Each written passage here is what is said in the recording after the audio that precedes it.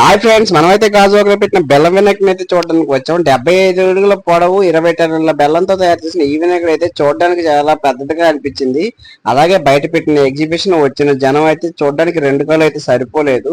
మనం చాలా ఎగ్జిబిషన్స్ చూసే ఉంటాం, కానీ ఈ ఎగ్జిబిషన్ స్పెషల్ ఏంటంటే మనకి ఇక్కడ చాలా రకమైన గేమింగ్స్ అండ్ చిన్నపిల్లలకి అలాగే పెద్దవాళ్ళ ఎంటర్టైన్మెంట్ పర్పస్ కూడా చాలా రకాలైన జైంట్ వీల్స్ లాంటివి చాలా అరేంజ్ చేశారు. లైటింగ్ ఎఫెక్ట్ కూడా చాలా బాగా, అలాగే లంబోదర చారిటబుల్ ట్రస్ట్ పేరు మీద ఈ వినాయకుడిని అయితే ఇనిషియేషన్ తీసుకుని అయితే చేశారు. చిన్నపిల్లలకు కూడా చాలా ఎంజాయ్ చేయడానికి అయితే మంచి మంచి గేమింగ్, అలాగే జైంట్ వీల్స్, అలాగే ఇంకా ఈ రైలింగ్స్ ఇలాంటివన్నీ చాలా అరేంజ్ చేశారు.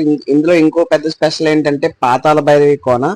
ఈ కోన అయితే చూడడానికి చాలా చిన్నగా సింపుల్ గా ఉన్నా సరే చూడడానికి అయితే భయంకరంగా ఉంది. మేమైతే లోపలికి వెళ్ళి ట్రై చేసాం, ఎలా ఉంటది ఏంటని చూద్దామని ఎక్సైట్మెంట్ తో. అందులో కాళికాదేవి విగ్రహం అయితే చాలా భయంకరంగా కనిపించింది. బ్యాక్గ్రౌండ్ మ్యూజిక్ కూడా అలాగే పెట్టారు, లైటింగ్ కూడా దానికి తగ్గట్టే అరేంజ్ చేశారు. ఇదే